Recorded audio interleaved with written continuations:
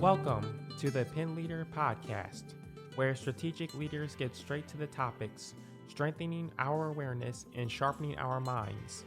The Pen Leader Podcast is produced by Roar, a production division of Mays & Associates Ltd. Find out more at www.maysassociatesltd.com. Now here is your award-winning host, Dr. Shanda Gore. And welcome to the Pen Leader Podcast. Today we're going to be talking about the garden, the grill, and the grind. And I have two very dynamic individuals with me that are a couple whose leadership journeys have really taken root in education, technology, and entrepreneurship. One thing I'd like to point out, in total in the United States, there are 32.4 million family businesses. And so when we talk about backbone of the economic system in the United States, family business is one of them. So I'm glad to have two individuals who understand that and can speak to that. I'll start off with Miss Felicia Roberts-Dunston, who has dedicated nearly 30 years to education and currently serves as an administrator for a local school district. She holds advanced degrees in education and law and is a certified garden coach, blending her gift for teaching with her lifelong love of gardening. In 2022, she founded Sow and Reap Gardens, a passion-driven business that offers personalized coaching, hands-on workshops, and garden design services. Through this work, Felicia's mission is to make gardening simple and fulfilling while cultivating spaces that bring nourishment, sustainability, and joy. Faithful gardening made simple. We also have with us her husband, Mr. William P. Dunston III, who is a seasoned IT operations and technical support professional with more than 15 years of experience spanning telecommunications, network operations, and process optimization. He most recently served as the technical support specialist for Buckeye Broadband while leading two entrepreneurial ventures, Unique Entities Ltd., an audio, video, and technology consulting company, and Big Daddy's Backyard Barbecue Sauce, home of his critically acclaimed signature sauces. And I can speak to that because I've had them. William also holds certifications in instrumentation technology, A+ and Network Plus ratings, along with the advanced technical training from Whitlock Technical Institute, Owens Community College, and REH Systems. His career highlights include spearheading cross-functional IT projects, streamlining internal workflows, and delivering high-impact AV solutions for churches, schools, and live venues, including, but not limited to, Lucille's Jazz Lounge. So without further ado, welcome. Thank you. Thank you. Excellent. So I'm going to start with you, William, because you're working with two different entrepreneurial ventures at the same time, and they're not like in the same class or group. They're very uniquely different. Can you talk a little bit about your leadership lessons on handling, again, both of these, especially when you're developing and scaling your different ventures? I would be more than happy to discuss those two different ventures. And yes, they are definitely on opposite ends of the spectrum. One is more geared towards helping individuals with information technology systems, with audio video systems, which has always been a passion of mine. As compared to the barbecue sauce, that's more of a personal thing. And with my leadership styles, I do have a couple of people working with me with the audio video technology company. And it's more of a teaching type situation. I've been able to pick up a lot of the information that I do know just by being hands-on. No one has really taught me how to do any of these things. I do pick the brains of individuals that I do know, but now I'm in the capacity of being able to teach someone else who who has shown an interest in audio, video, and also technology. So in other words, you've been mentoring individuals Yes. in this field as well, right? Absolutely, yes. Well, I know someone who knows about education and mentoring. She's worked very hard with that and can speak to that as well. And so, Felicia, I can't say all the work that you're doing. You are literally a garden coach. Am I right? Yes, it really is something that came out of the blue. Gardening has always been my passion. I was raised by gardeners. My grandmother, who's 100, was a gardener. Everybody in our neighborhood had gardens. And so it was something that came natural to me. Of course, we had COVID, and there was nothing else to do but garden. And so when I came out of that, posting on social media, and we came on the other side of it, I didn't realize how many people were really watching. And so I got a lot of calls, or I would see individuals in the grocery store and say, hey, I want to learn how to garden. Can you teach me? Being an educator, naturally, I'm like, I can teach almost anybody, almost anything. And then, of course, social media pops up. You want to be a garden coach?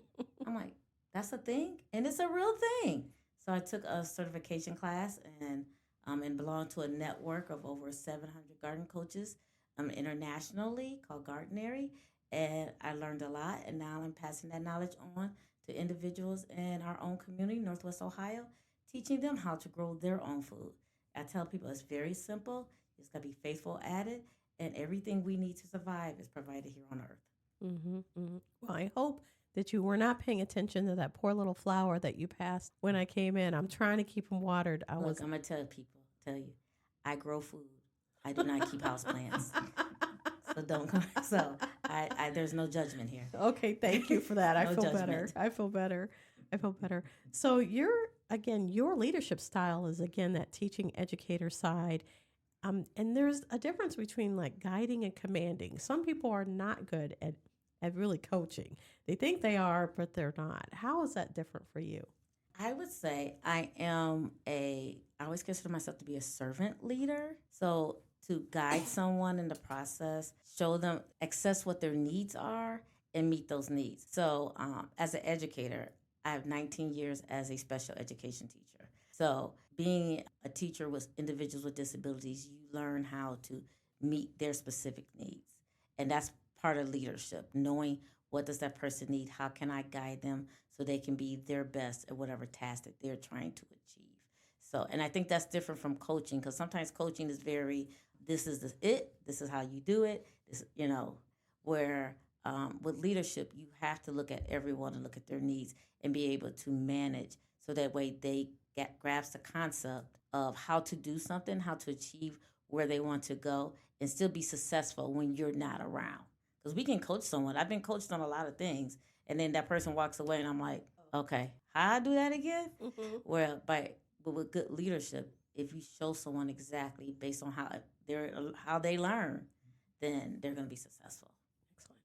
So that brings me to, again, when we're talking about scaling, because you're talking about with coaching, but I know with Big Daddy's Barbecue, you've been trying to scale your business. Can you talk about that process? Yes, Big Daddy's Backyard Barbecue started off as a hobby, literally a hobby. I love to barbecue, and the barbecue sauces that were out there, a lot of them are made with high fructose corn syrup. High fructose corn syrup is an additive that can cause damage to the body, and more specifically to my wife, with her ailment, if she has anything with high fructose corn syrup, she's down and out for 3 or 4 days.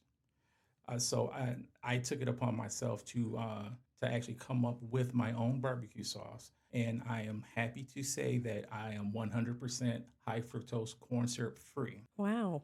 With all of the sauces that I do have, and it's because of her. And so the scaling up part has been finding the right ingredients, and then being able to move it from a hobby to sales. And that kind of just fell into my lap, literally. We belong to a private club here in the city of Toledo, and some things happened with me personally, and I had to pivot. So there was a impromptu meeting in one of the rooms, and the owner of the club, friend of ours, and my lovely wife sat there, and they talked about me like I wasn't even in the room. Sometimes you have to have that. Sometimes, yeah. So that was the proverbial push off the ledge. Usually people try to bring you off the ledge. This time they pushed me off the ledge. Mm-hmm. And that push has led to what we have today, which is Big Daddy's Backyard Barbecue sauce. Mm-hmm. It is excellent. When I said that I've tried it, I've had it, I actually have to get my order in because I realize we are short of having a jar. So what I love about it is your website. You are thinking broader. You're thinking about audiences that really could really use this. This sounds like, again, it's family. You Yes. did this for a reason. It's not, although a hobby, but you're trying to take care of family Yes. when you made this, which Absolutely. makes it more. And I can't think of how many people don't want to eat that particular ingredient, and they would probably want to avoid it too. So I think that should be even bigger on the label. I am. I will actually take that suggestion. I have our son. He is a graphic designer, and we just had a quick conversation over the weekend about redesigning the actual label. So I will send him a note saying, "Hey, how can we make that portion a little bit more prominent on the label?" Well, to all my friends that are dieting out there, hey, this is just another plus on what tasty, and it's wonderful, and it's made with love. So that's fantastic. Felicia, when you would talk about lessons about cultivating people, especially when you got this coaching going on, how do you carry that into that leadership? I know you talked about being as an educator, but how does that really? What are the steps that you take when especially if you've got someone who's never gardened before? Great question. I just had a consultation with a client this past weekend, and everything does start with that. It starts with an inquiry. I have a phone conversation or a video one-on-one conversation, trying to assess the needs of the client, and then I meet with you. Mm-hmm. I send you a survey out, trying to ask simple questions like, are there any allergies in your family? Are there any illnesses in your family? Because we don't want to plant things you're allergic to. But we also want to plant things that may help you. So like he said, I have rheumatoid arthritis. So I make sure I plant things like turmeric and ginger that are anti-inflammatory. They're going to help my body. And so what are some things that you like to eat? Do you have children? Because if you have children, they should be part of this entire process because it is a life learned skill that they will have. And you learn everything from math, science, and reading through gardening. And so it's going to benefit them. And if there's something that they don't like to eat, like carrots, well, if they grow it, they're going to learn to love a carrot because they grew it. Now, they still may not want to eat it because they grew it and they want to watch it and they don't want to eat something, but they can see the process and they'll have more of appreciation of what food is. And then after we have that one-on-one meeting, then I sit down and I write out a plan of action. Just pretty much like after I assess my students, I write a lesson plan. And then we take that plan and it could be a DIY plan where you do it yourself, or it could be where I guide you and we do it together, or it can be just a full installation where I do all the work and then you reap all the benefits. Mm-hmm. I think that would be more my lane. I don't see myself being that handy, but I love it. One thing I'll bring up for those that, because I think of spraying on the ground and, can you give the top like 3 things that people should think about if they want to start to do their own gardening? I always say start simple. If you've never gardened before, the easy things to do are always herbs. Those are things we purchase all the time. And you wonder how much those little $6 containers have been on the shelves for a long time. You can get it fresh with a pack of seeds and have it for a long time. The second thing I would say, always lettuces. Those are quick. You can start eating them as soon as they microgreens start to come up. And the third thing, everybody always wants tomatoes. They're not as hard as you think they are. They just require a lot of loving and a lot of water. It's not one of those things you can kind of plant and walk away. Mm-hmm. So if you're don't want to do a lot of hands-on, but you want some benefits and I say always start with herbs, and then of course the lettuces. Mm-hmm. Mm-hmm. Well, now this gets to the fun part of my questions, and I'll start with you, Felicia, and then I'll see, William, what you think. But I know that you are an avid reader. So my question to you is, what are you reading? What are you watching? Okay, so what am I reading? I am typically one of those people who read a book and also am listening to it online at the same time because that's how I learn. But I also may have 2 or 3 other books I'm listening to at the same time. Kind of depends on how I feel.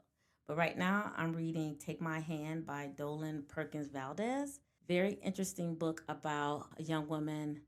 It is historical fiction. She is a nurse back in the 70s, and it's right after the Mississippi crisis with syphilis, and that was happening down in Tuskegee. This is part of a story I never knew anything about. I knew about the other part down in Tuskegee, but I never knew about this part. My book club that I belong to were reading that. The rest of my time, really, I'm just joined Bible Study Fellowship, which is I haven't done in years. And if you've ever been part of that wonderful program, it can be a tad bit intense, but it's really deep knowledge. And so we're doing Exile and Return. So we just finished Daniel, and we're doing Esther and Ezra. And so it's just really getting deep into that. So that's kind of been my focus also. Mm-hmm, mm-hmm. William, what have you between these two entrepreneurial roles that you have? What are you reading or what are you watching? I am reading. Before I even say what I'm reading, I was just recently, back in October of last year, ordained as a deacon in our church, and that road it's been bumpy. So one of the things I've wanted to do is, I know there are different types of Bibles that are out there, but there was one Bible that kept coming up in my feed that you need to take a look at, and I finally purchased the complete Ethiopian Bible. The reasoning behind that is I know that there are other scriptures that are out there that weren't added to the Bible that we all know, and if we're not adding that information, my question is why not? So I picked up one version, didn't like the way that it read, and it was really small print. So I found another one, and I picked that up just recently. So that's what I'm reading right now. Well, I'm surprised that you even have time to do any kind of reading. I know that I had seen Felicia in the book club, and seeing her handle both, and I know with my own book, I'm like, I got to get an Audible, I got to get an Audible, I've got to get an audiobook, because there are different types of learners. Mm-hmm. And so I commend you for not just going with what might be just on the shelf, but going deeper to find, again, different versions. It's so very important. So I can't thank you enough for your time, for coming on the show. This time went so fast, so fast. So thank you for coming on the show. Thank you. Thank you for having us. Yeah, absolutely. I enjoyed it. Absolutely. Excellent. And thank you to our listeners who are catching the show and liking it and sharing it. We appreciate you. If you could please send your suggestions, thoughts to info@MaysAssociatesLTD.com. We'd also like to say thank you to the show's sponsor by the Maine Intelligence Network. Come be a part of a focused network of entrepreneurs, leaders, executives, and authors committed to sharpening leadership and strategy while scaling ventures with intention. This is the place where practical thinking meets high caliber connection. Check out the Maine at www.MaysAssociatesLTD.com. Select Maine on the homepage to learn more and sign up for how you can get connected. So, of course, until next time. The Pen Leader podcast is hosted by Dr. Shanda Gore and brought to you by Mays & Associates LTD, creating customized solutions for growth in the areas of leadership development, strategic planning, and culture building. Find out more at www.MaysAssociatesLTD.com. Don't forget to subscribe to the Pen Leader podcast and share with others.